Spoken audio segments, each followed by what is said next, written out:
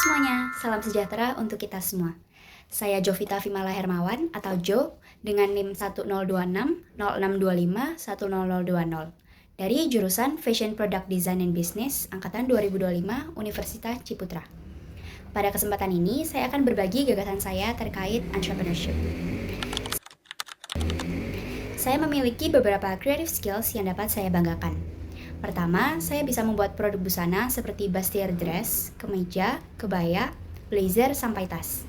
Semua dikerjakan mulai dari desain, membuat pola, potong bahan, kemudian menjahit bahan menjadi busana, hingga proses finishing. Sebelumnya, saya lulus dari SMK Katolik Mataram Mabilis, Surabaya, jurusan Fashion Design and Production. Saya memiliki passion di dunia fashion, khususnya menjahit dan styling sejak SMP. Creative skill yang kedua, saya bisa membuat busana dengan teknik draping. Draping adalah teknik membuat sebuah busana dengan langsung menata, melipat dan menyematkan lembaran kain tanpa membuat pola dan tanpa menggunting kain.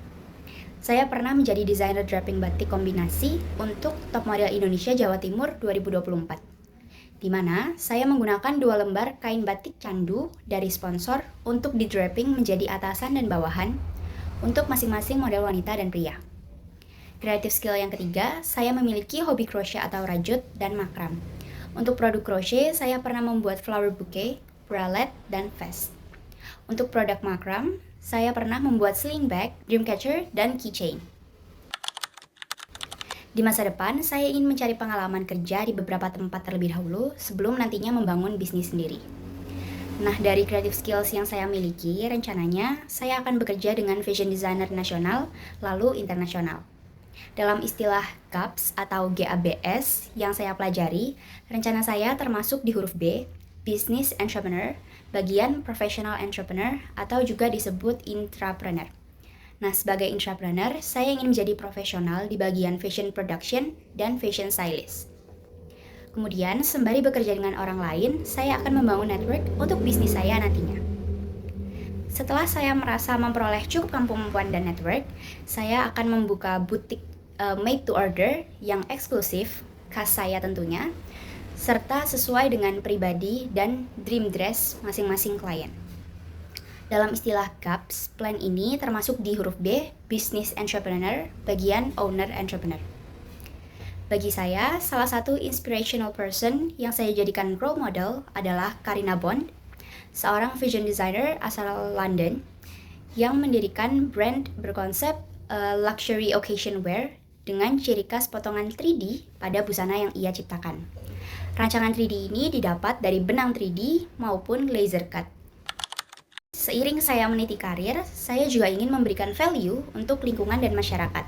Dengan mengutamakan konsep sustainable fashion atau fashion berkelanjutan, merupakan konsep yang dalam praktiknya ini lebih ramah lingkungan dan dapat dimanfaatkan dalam jangka waktu yang panjang. Nah, pada era sekarang, terdapat masalah limbah yang dihasilkan oleh industri fashion, baik dari limbah produksi maupun limbah pakaian itu sendiri. Nah, limbah-limbah ini menimbulkan masalah yang dampaknya sangat serius, seperti serat mikroplastik dari pencemaran air ini yang bisa berdampak pada kesehatan manusia dan ekosistem air. Kemudian, emisi gas rumah kaca dari industri, hingga penumpukan sampah tekstil yang sulit didaur ulang.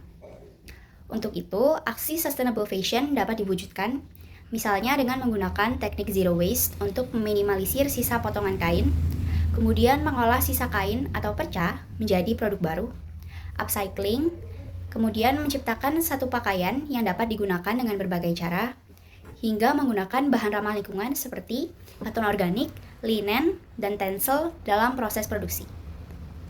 Selain itu, saya ingin menciptakan image brand yang menunjukkan value ciri khas saya, yang dapat membantu klien mewujudkan dream dress mereka yang sesuai dengan personality dan background mereka masing-masing.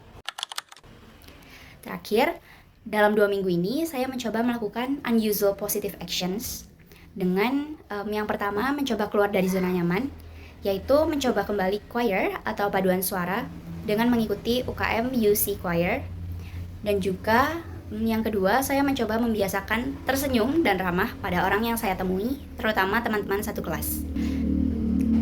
Sekilas, efek yang terlihat, saya menjadi lebih akrab dengan mereka. Sekian dari saya, terima kasih atas perhatiannya. Salam sejahtera untuk kita semua.